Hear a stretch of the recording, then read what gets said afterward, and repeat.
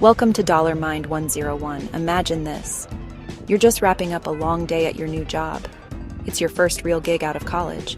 You're finally starting to feel like you've got this whole adulting thing down. Your paycheck just hit your account.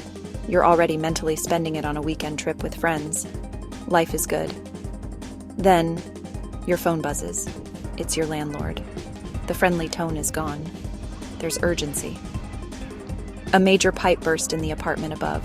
Water has been leaking for hours. Your unit is completely flooded. Everything, your laptop, your bed, your clothes. Suddenly, that weekend trip evaporates. Your stomach drops.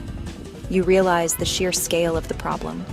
Renter's insurance will take time to process. The deductible alone is $1,000. You need a place to stay tonight. You need to replace your work laptop immediately. You need new clothes to get through the week. Costs pile up in your head. A tidal wave of panic.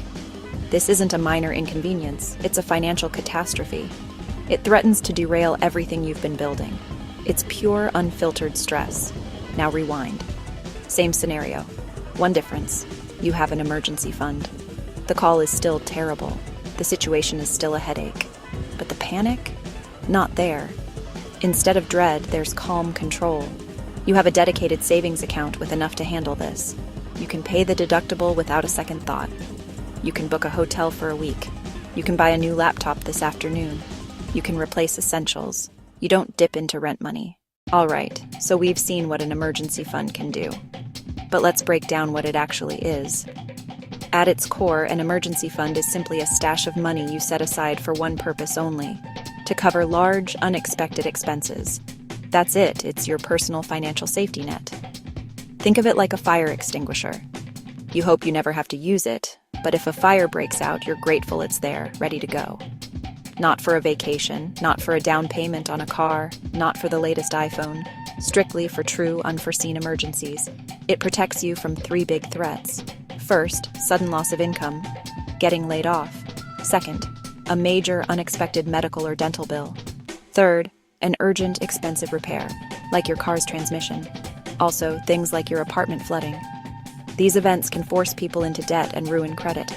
Your emergency fund is the shield between you and those outcomes. It's your first line of defense. Important. What it is not. It is not an investment account. You're not trying to get rich with this money. Its job is stability and immediate availability. So don't put it into volatile assets like individual stocks, crypto, index funds. The goal is preservation, not appreciation. Return is measured in peace of mind, not percentage points. In simplest terms, it's your get-out-of-jail-free card for financial trouble. A boring savings account with powerful security. Let's talk about building wealth. Everyone wants to get rich. You see people on social media talking about their 10-bagger crypto coin or the hot new growth stock. Investing is exciting, and it's essential for long-term wealth creation. But here's the unsexy truth. You cannot build a sturdy financial skyscraper on a foundation of sand. Without an emergency fund, your whole plan is on sand. It's a house of cards waiting for a breeze to knock it down. Think about it this way. Say you're a disciplined young professional. You skip the emergency fund because it sounds boring. Instead, you put every spare dollar into your investment portfolio. S&P 500 index funds and tech stocks. The portfolio grows and you feel like a genius.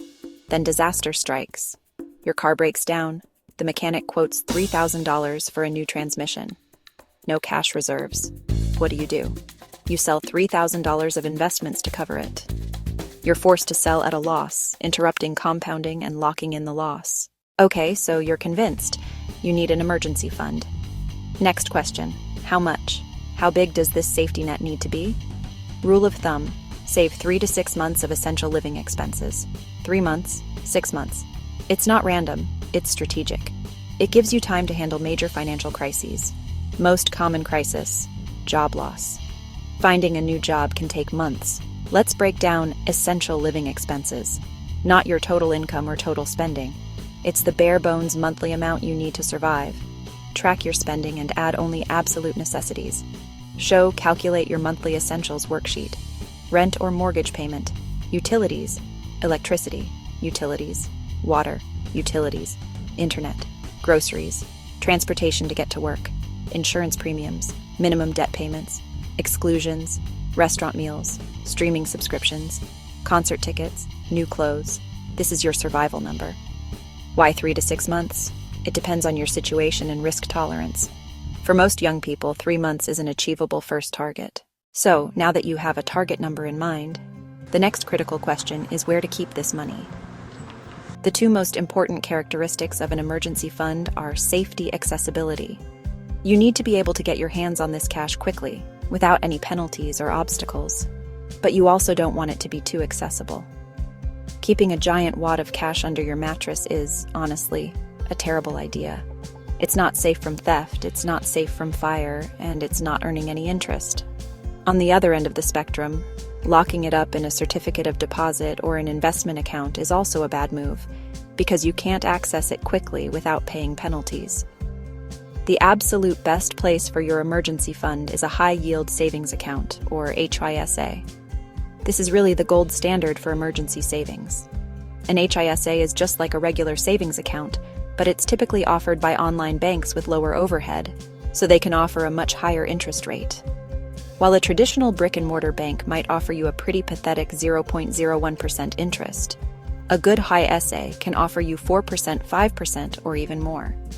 This allows your emergency fund to grow passively and at least partially keep up with inflation. Building an emergency fund from zero can feel like a monumental task, especially when you're staring at a target of thousands of dollars. Break it down into small, manageable steps. The journey of 1,000 miles begins with a single step, and the journey to a 6-month emergency fund begins with your first dollar. The most important thing you can do is start right now, today, with whatever you have. Don't wait until you get a raise or until you've paid off a debt. Start now. Here is your simple step-by-step blueprint. Step 1. Open HISA. Step 2. Save $1,000. Step 3. Automate savings. Step 4. Reach 3. 6-month goal. Step 1. Open your account before you've even saved $1. Go online and open your high-yield savings account. This takes about 10 minutes. Having the account open creates a destination for your money and makes the goal feel real. Step 2. Set an initial mini goal. Forget the 3 to 6 month number for now. Your first target is $1,000. This is your starter emergency fund, a powerful milestone. Focus your energy on hitting $1,000 first. Step 3. Find the money and automate it. If you're struggling with the idea of finding money to save, I want to introduce you to the single most effective savings strategy ever invented. It's a concept that wealthy people have used for generations, and it's called pay yourself first. The name sounds simple, but the philosophy behind it is powerful and completely flips the traditional budgeting script on its head. Most people do their budgeting backward. They get their paycheck, pay all their bills, spend money on wants like food and entertainment, and then, if there's anything left over at the end of the month, they save it. The problem is, there's rarely anything left over. Pay yourself first reverses that order of operations entirely. With this strategy, the very first bill you pay on payday is to yourself. Your savings goal becomes a non-negotiable expense, just like your rent or your car payment. Before you pay your landlord, before you buy groceries, before you even think about that happy hour with friends, you move a predetermined amount of money from your checking account directly into your savings account. You treat your future self as your most important creditor. When it comes to building an emergency fund, especially for young people, there are a lot of mental roadblocks and myths that get in the way. These are the excuses we tell ourselves to justify putting it off. But these excuses are dangerous, and they can keep you stuck in a cycle of financial fragility. Let's bust the 3 most common myths right now, because I guarantee you've probably thought at least one of these to yourself. The first and biggest myth is, I'm too young and broke to save. The absolute best time to start building good financial habits is when you are young and don't have much money. The amount you save is less important than the habit of saving itself. The second common myth is, my credit card is my emergency fund. Relying on a credit card for emergencies is not a safety net. It's a trapdoor into high-interest debt. The third myth is, I'll just start saving when I make more money. This is a trap. If you wait for the perfect time, it never comes. Life always finds a way to throw new expenses at you. The best time to start is now, even if it's just a few dollars a week. Building the habit is more important than the amount. Your future self will thank you. If you find any value in this video, please like, share, and subscribe to our channel. Thank you for watching. See you in our next video.